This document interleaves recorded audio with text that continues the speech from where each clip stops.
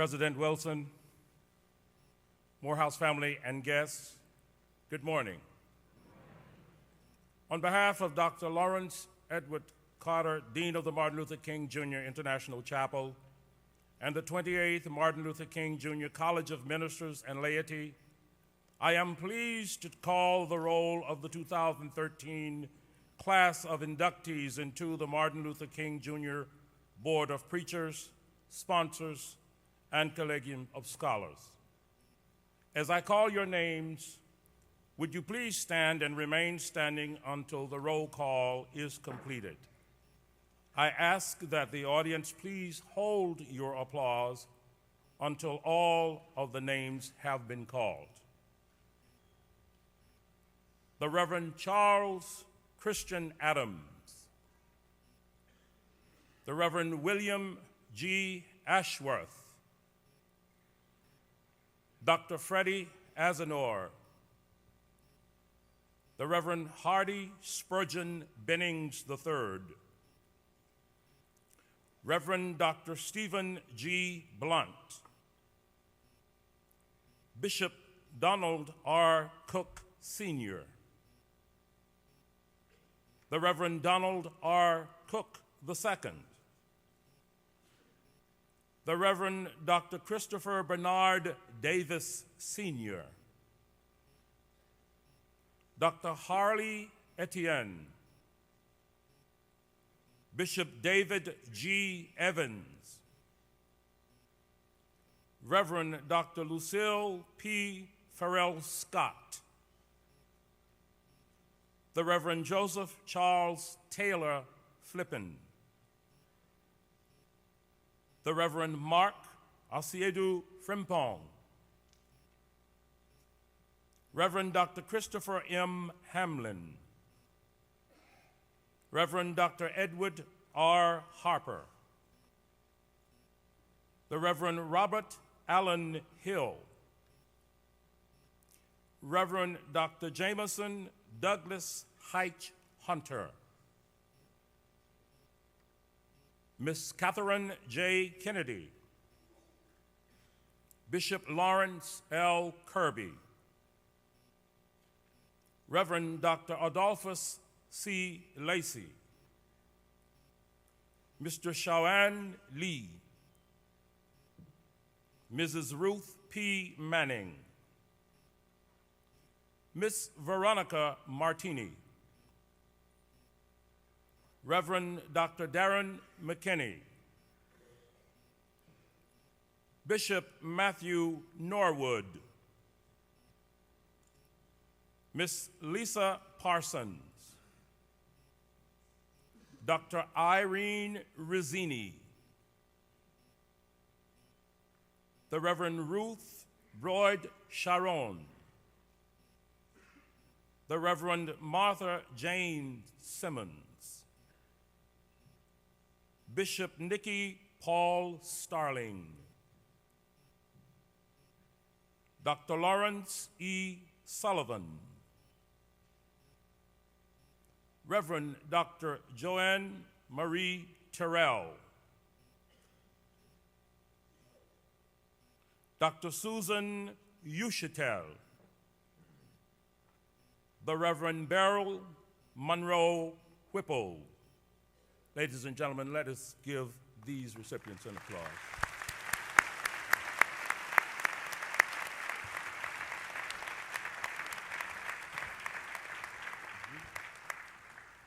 Please remain standing, and you may follow along with me in your programs as I give you your charge.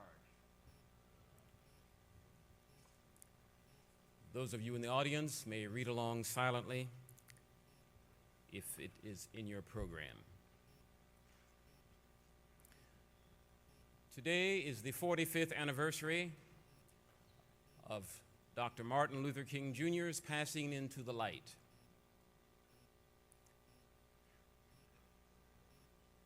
At Boston University, both Dr. King and I were taught by Peter A. Bertocci.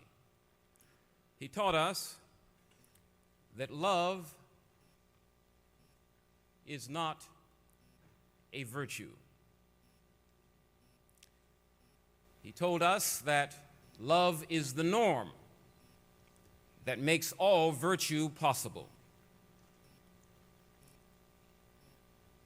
Our theme for today is love and forgiveness in action. And our program is dedicated to Mr. John Fetzer, founder of the Fetzer Institute in Kalamazoo, Michigan. And on founding the Institute, Mr. Fetzer said, "Love is the core energy that rules everything. Love is the one ingredient that holds us all together." Those two statements, from Peter Bertocci and John Fetzer, are in agreement. I hope you will remember them. And now the charge. The Morehouse religious tradition was founded by William Jefferson White in 1867 and was greatly enhanced by Henry Lyman Morehouse, Charles Thomas Walker, John Hope, Adam Daniel Williams. It reached its zenith during the tenure of Benjamin Elijah Mays. Strong, learned leadership came from Mordecai Wyatt Johnson, Howard Washington Thurman, Floyd McKissick, Samuel Woodrow Williams, Charles Radford Lawrence, Martin Luther King Sr. and Jr., and Thomas Kilgore. Because the crises of character education and character values in America require more ethically and spiritually oriented role models and moral examples, I am pleased to induct you into the Morehouse College prophetic religious tradition.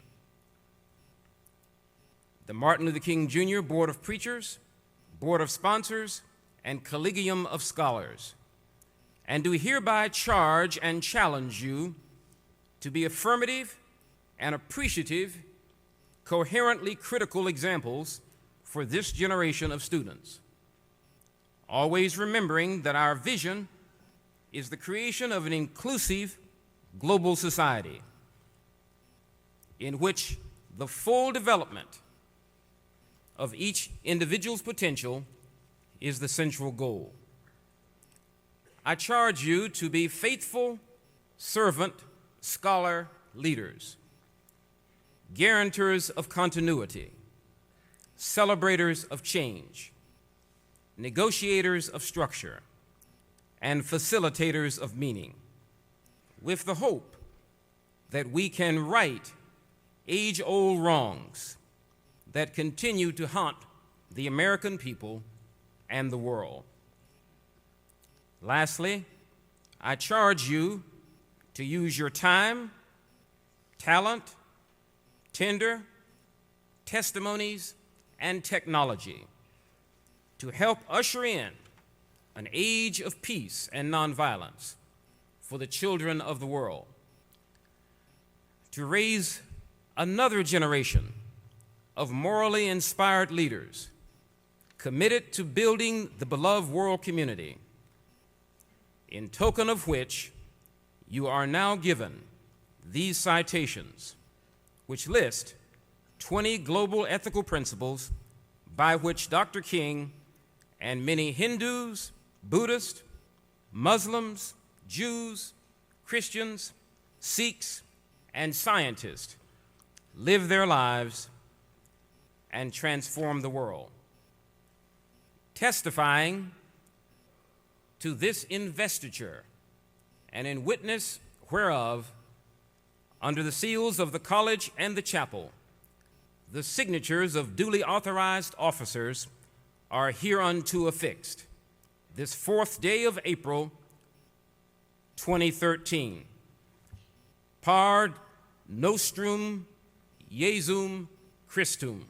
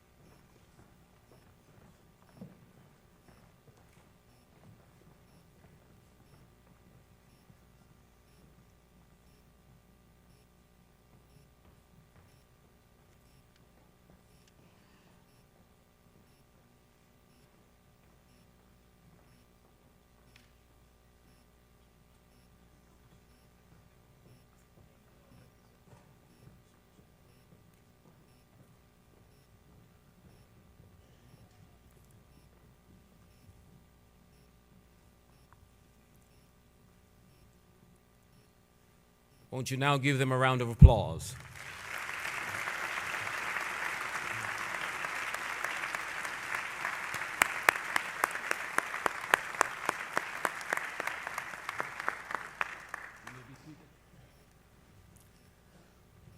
And now I invite to the book board the 11th president of Morehouse College, Dr. John Sylvanus Wilson, Jr.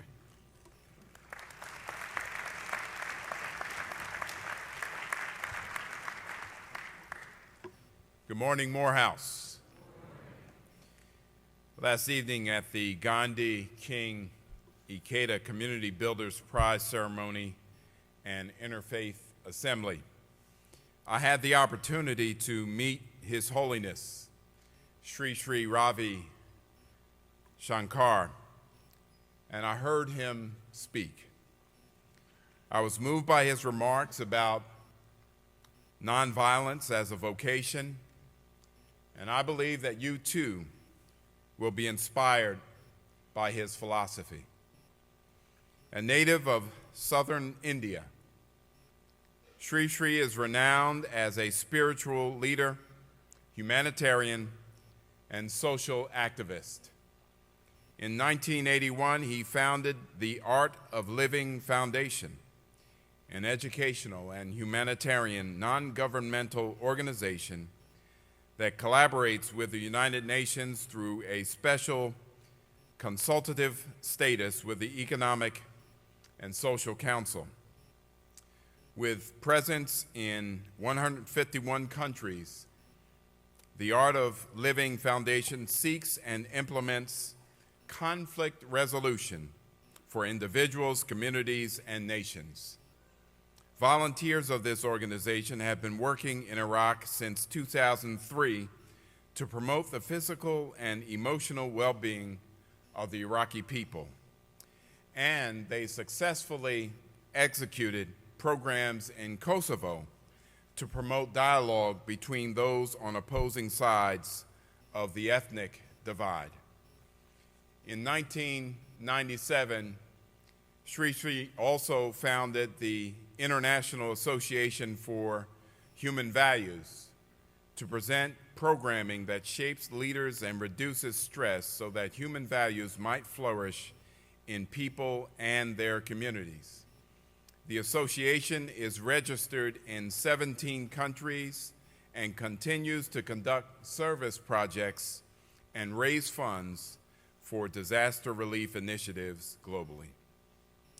Sri has touched the lives of more than 300 million, drawing people of different traditions and faith together in spiritual communion.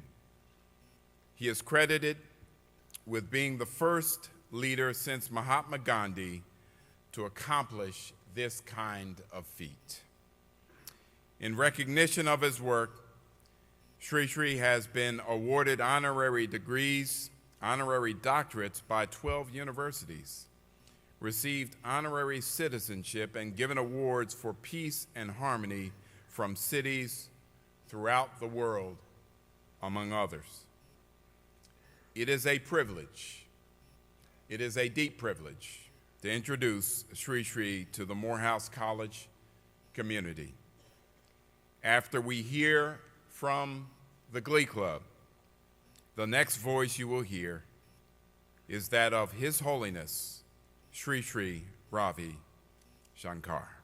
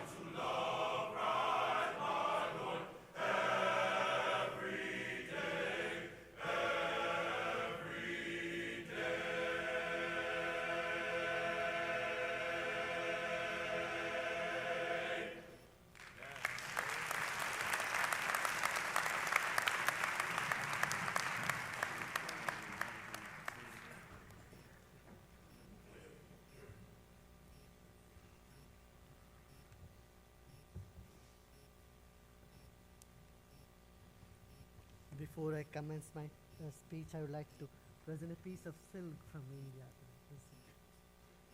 Thank you. Thank you. Thank you. And a piece of lotus to the dean. Thank you so Silver very much. lotus. Thank you.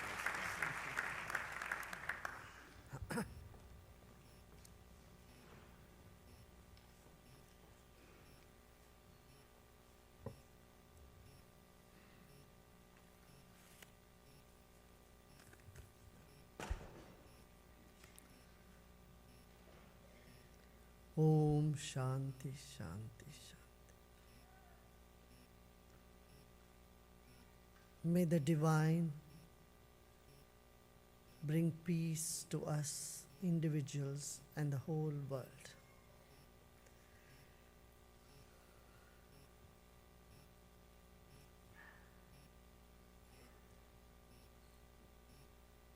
Honorable Dean Dr. Lawrence Carter, President John Wilson, Bishop Reverend Dr. Barbara King, Reverend John Strickland, Reverend Dr. Gerald Durley, and all other dignitaries who are seated on the stage and those who are in the audience. It's my pleasure to speak to you today on love and forgiveness. You know, this subject is so vast and so great and so basic to, yet so basic to our human existence. So let me see how I can do justice to this topic of love and forgiveness. First of all, love is something that cannot be hidden. You can't hide love, nor can you express it fully. It shows up. It shows up in your eyes, in your smile, in your gestures. You can never hide love. At the same time, you can never fully express love.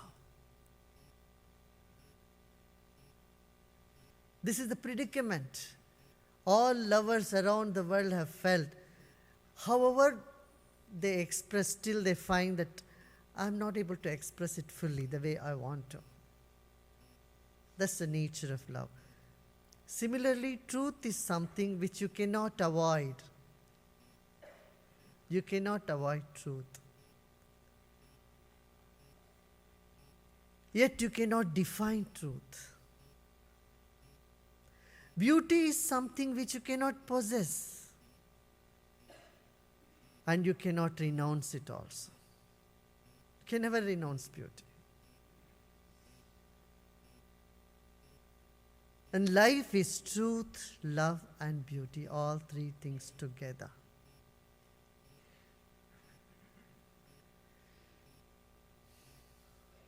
But what is in our experience? It's the other way around. We don't experience love all the time in our life. We find so many problems: hatred, jealousy, greed, arrogance, all these negative emotions.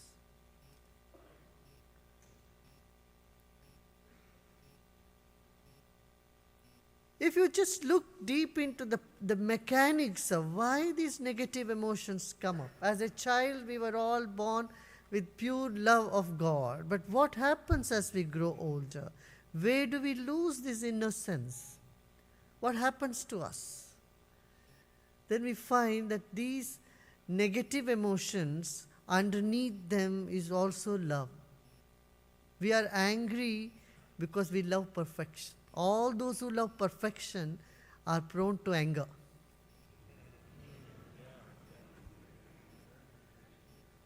Because you want things right. Then they're not right, you get angry.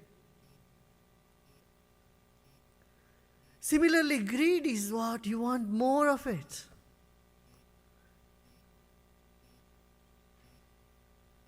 When you want more of the objects, when you think objects are more than people, then you call it greed. When your love for people, a person, is more than the welfare of the person, you call it jealousy. When you love yourself too much, you call it arrogance.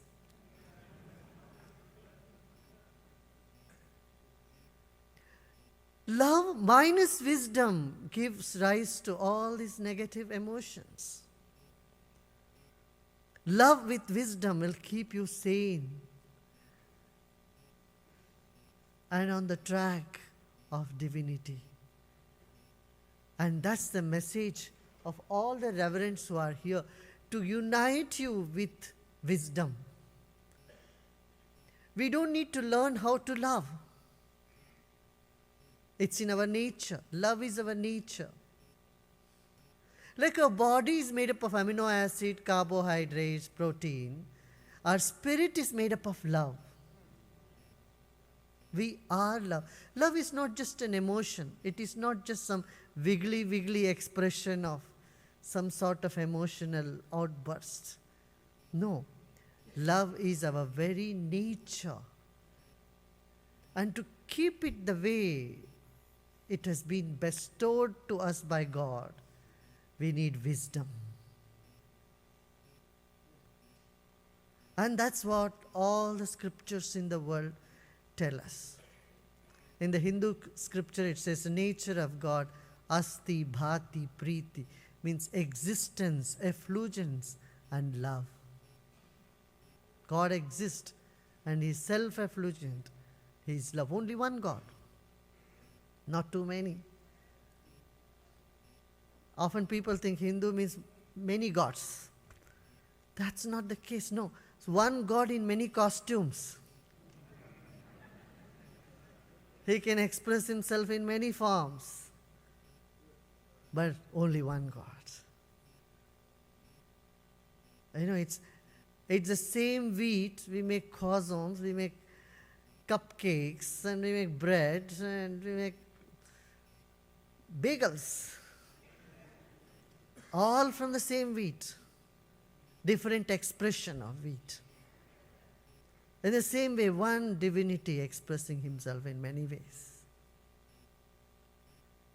God is love, and so are we. Somewhere we lost the wisdom. We lost the innocence. We started building walls between us. And then the whole paraphernalia of negative emotions, negative tendencies have started in the world. You know, to develop ourselves, to real prayer, to go into the depth of prayer, we need to take 5 days off.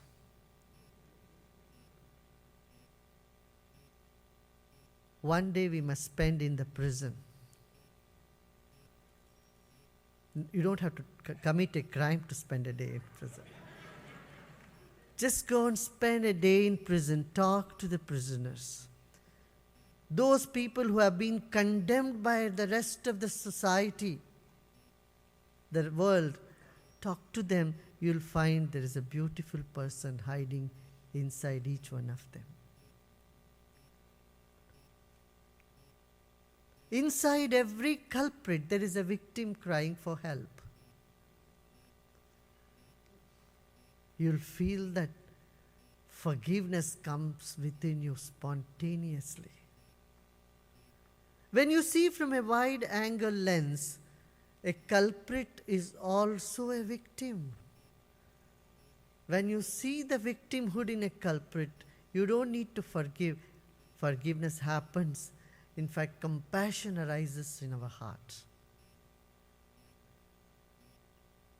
Lack of understanding, wrong education, wrong indoctrination, sometimes emotional outbursts. You know, we don't know how to control our rage and anger and frustration. So when uncontrolled emotions springs into action, becomes a crime. It's a wisdom that checks the uncontrolled emotion, that makes you think before you act. Crime happens when you act and then later on think about it. and you forgive those who have committed mistakes. Intentionally, if it's wrong understanding or wrong ideology, unintentionally due to lack of awareness. These are the two positions that someone commits a crime, commits a mistake. Lack of wisdom is a lack of happiness, lack of that connection, inner connection with the one divinity makes someone do a mistake. Someone who is happy, who is content, who is all love, will not go and harm anybody else. It is impossible. If someone is harming others, it's because there is a deep wound or scar inside of them that need to be healed. So one day in prison would be a very good idea. It will expand our awareness, make us understand those people who need forgiveness. Then forgiveness becomes easier for us. Then one day in hospital, you see people who are sick and suffering, then you thank God for the health that you have received, the healthy body that you have. Compassion arises within you, gratefulness arises within you. One day as school teacher, especially with challenged children, suppose you have to teach a lesson and they don't learn. It gives you that patience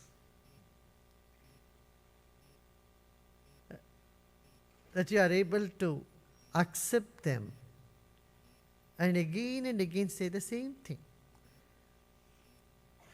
till they learn.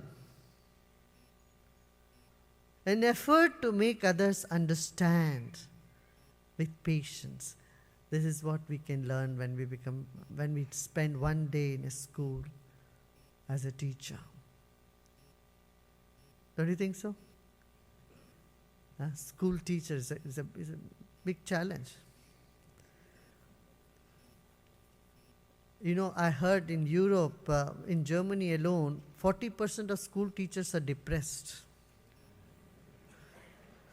The statistics says 40% of school teachers are depressed. Just imagine what will happen to those little kids that go to school. They had to see a depressed face all day, come back home depressed.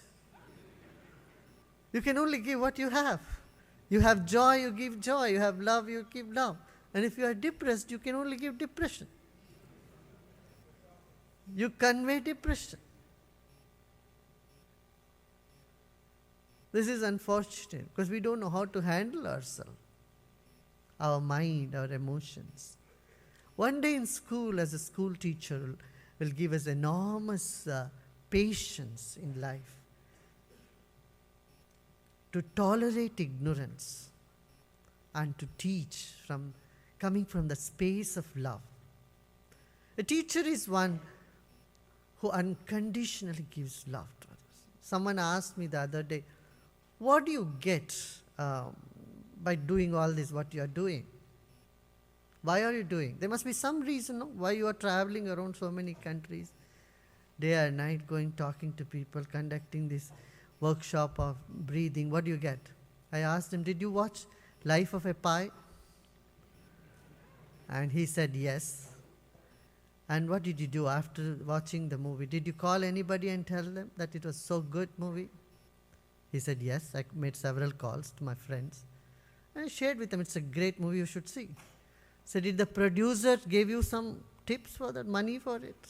Commission for calling your friends and praising the movie? I said, no. The nature of joy is to share.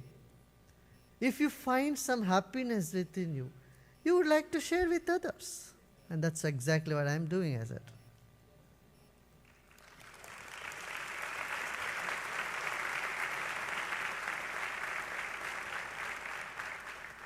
Nature of love is to share. share and care. So 3 days over. Are you curious about the next 2 days? How many of you are curious to hear about the next 2 more days that we have to? How many of you are not curious? Come on, some of you are not raising hand for both. Huh? Yeah, anyway, I'll say the 4th day that we have to spend is in mental hospital. You spend a day in mental hospital and listen to all the irrelevant talks that people give around you.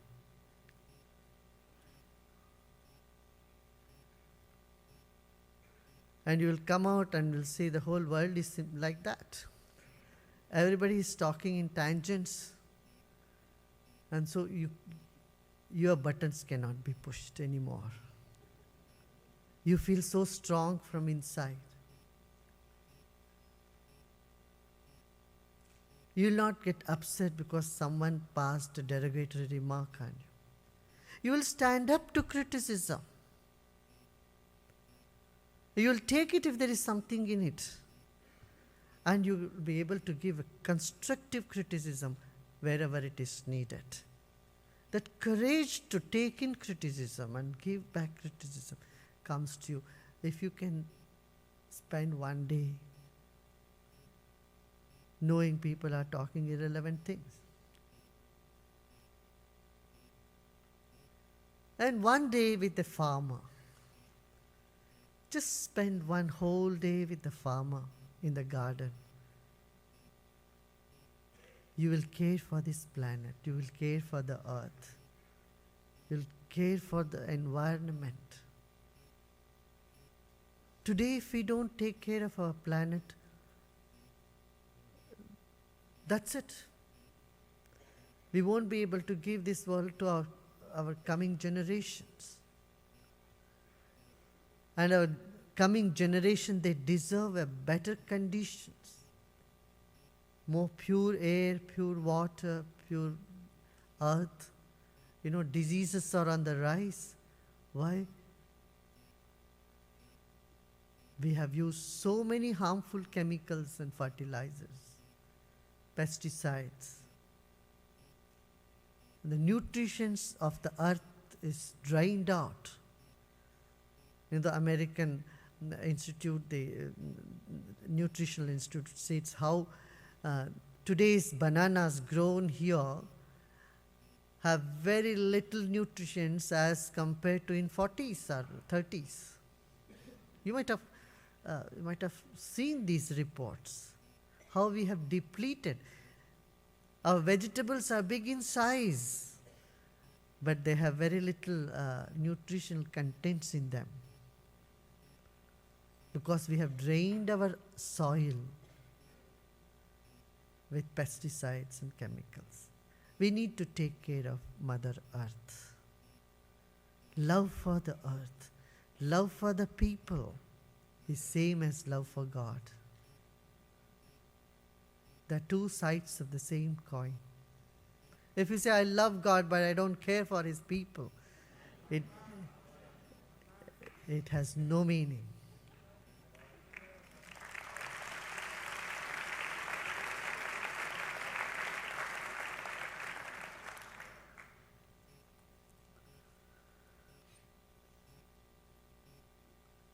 Love gets destroyed when we start demanding. This is what happens usually in a relationship.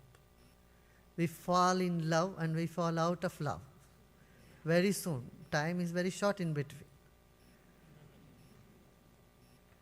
In and out. It's like breathing in and breathing out. Why? We start demanding. Demand destroys love.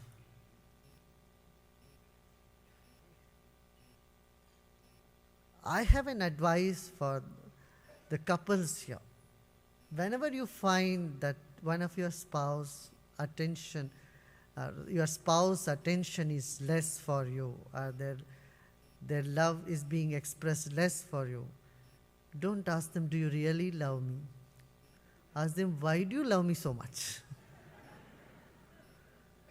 our very question should be the other way around. Why do you love me so much? Even if they don't love you, their love for you increases. The burden of proof of love is so big. If someone asks you to prove their love for them, your love for them, it's such a big burden, right? To prove that you really love somebody is a big burden. As I said, love cannot be totally expressed.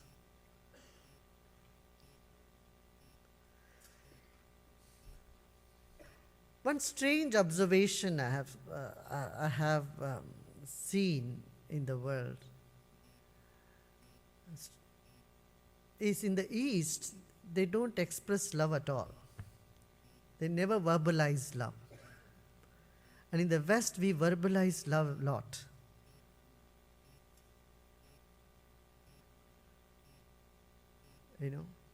Every so often we say, honey, honey, honey, honey, and then we become diabetic.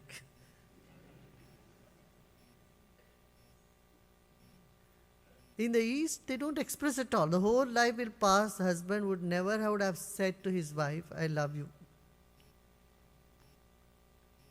I think we had to find somewhere in between. It needs to be a good combination of East and West. I feel love should be expressed at the same time should be hidden also. Because when love is not verbalized too much, it shows up in your action. It comes out in your action. So like a seed, if you sow it so deep in the soil, it can't sprout. If you keep it on the surface of the soil, then also it won't. You need to sow it little bit beneath so that it can sprout and becomes a plant. I feel always we need to express love at the same time, keep it a little bit more inward, inside, so that it oozes out in your action, comes out in your action.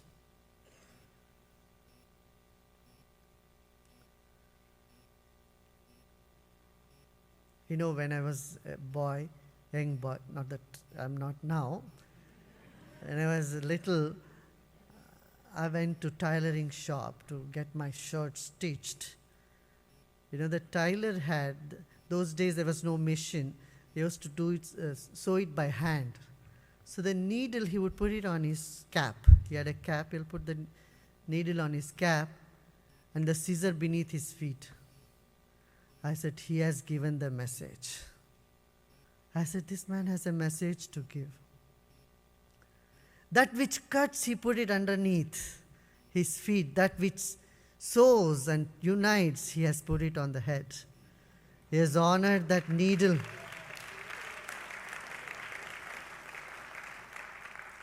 And there are forces in the world who divide people.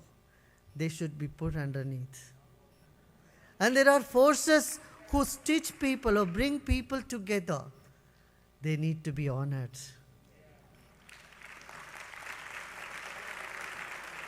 A message a tailor can give you. The whole world is full of message of love. We only need that eye to catch it. We only need that eye to see it, appreciate it, and take it in our own life. So as I said, to the spouse, do not demand love from others. Tell them, I am here for you. What is that you want? I'm here. Not just spouse, I can say that to anybody. And that's what all our learned reverend do when they conduct their mass, when they conduct their prayer sessions, sermons. What do they say? They just channel the love of God.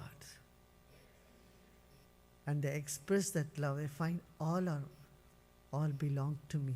That sense of belongingness. That's the supreme act, our attitude, both together. So love and forgiveness, they go hand in hand. In fact, forgiveness becomes compassion. It's even much easier.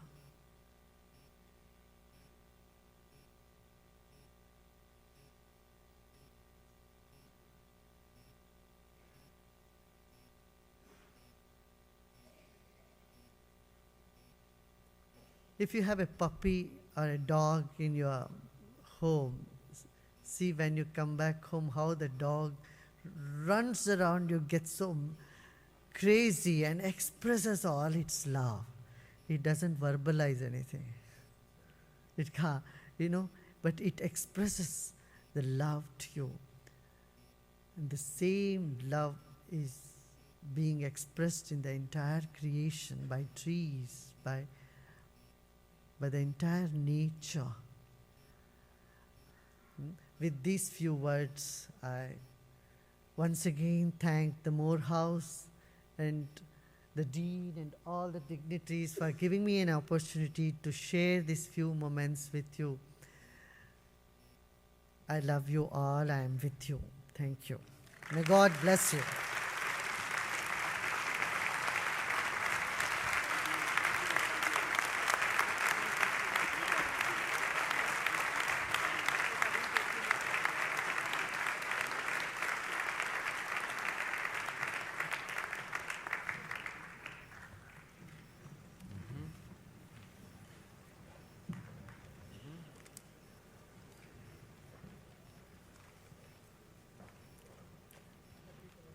Thank you so very much, Shri Shri, for coming and sharing with us from your heart. And now I'm very pleased to ask President Wilson to escort Dr. Lawrence Sullivan to the canvas. And I would like to invite Mrs. Sullivan to come to the platform. Here you are. Okay.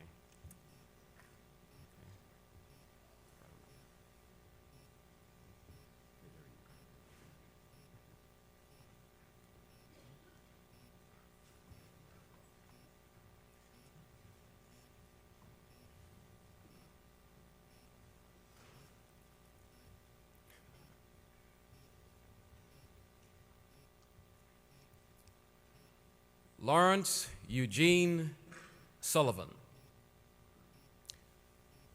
Please rise.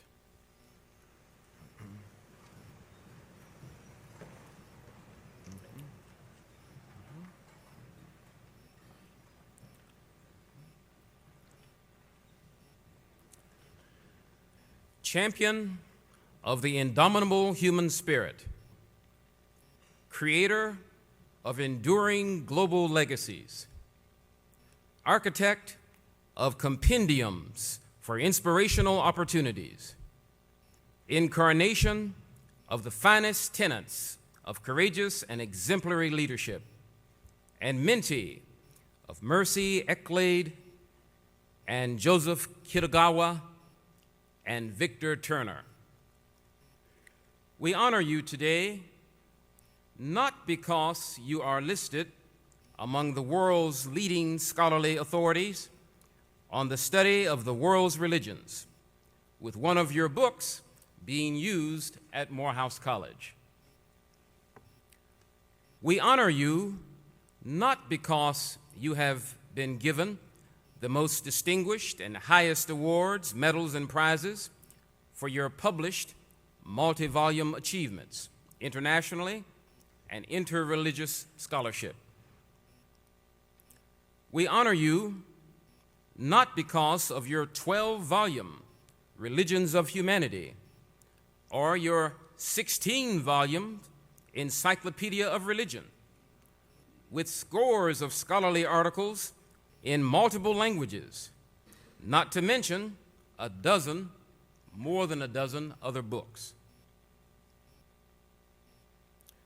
We honor you today not because you are past president of the American Academy of Religion, not because you are a former Secretary General of the International Association of the History of Religions, not because you were given the rank of commander in the National Order of Merit by the President of Romania, Traian Băsescu himself. We honor you at Morehouse College today because you, more than any other person on the planet, have designed and continue to preside over a program that awards hundreds of millions of dollars annually to actualize, encourage, inspire, support, and teach love and forgiveness in action across national, religious, cultural, racial, gender, and economic boundaries in the tradition of St. Francis of Assisi, Mahatma Gandhi of India, Martin Luther King Jr. of Georgia, Daisaku Ikeda of Japan, Nelson Mandela of South Africa, St. Teresa of Calcutta, and John Fetzer of Kalamazoo. We honor you because you are a builder of Martin Luther King Jr.'s beloved world community, which is the ethical meaning of the reign of God. You are developing patriots as moral cosmopolitans and world citizens who are loyal to each other and not to a flag. And because you are aiding Morehouse College's International Chapel in teaching King to the world, we say you are fit to preside over the celestial treasury and to counsel the archangels in the distribution of eternal rewards. Mr. President, you may unveil the canvas, and then shall the trumpet sound.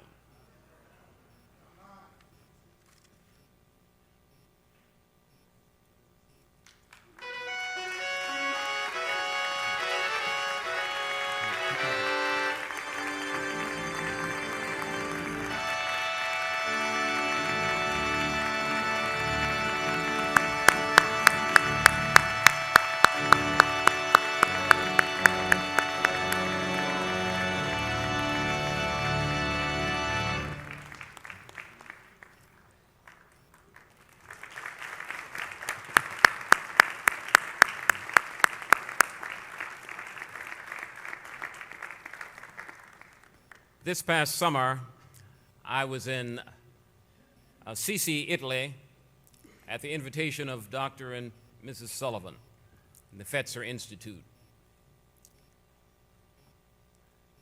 There was a large number of us, but I simply would like to say, in my entire life of going to conferences and retreats and advances, I have never been to a conference that was so inspirational, enlightening, and full of revelation. This is an unusual man. The safest place to be today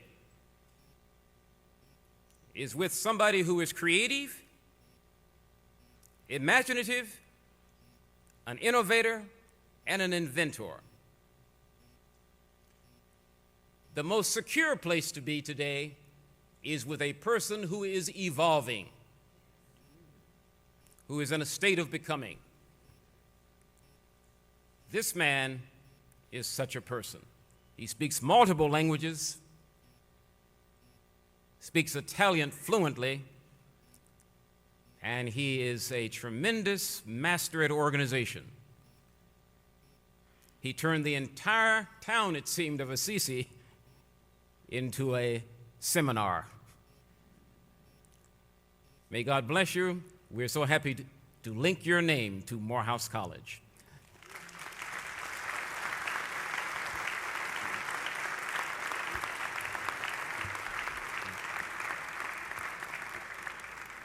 Now remain standing for the singing of our college hymn, after which we'd like our platform party to be seated for the postlude. Then there will be a historic photograph. Please do not rush the stage, but if you wish, you may gather in front of the stage to also take pictures.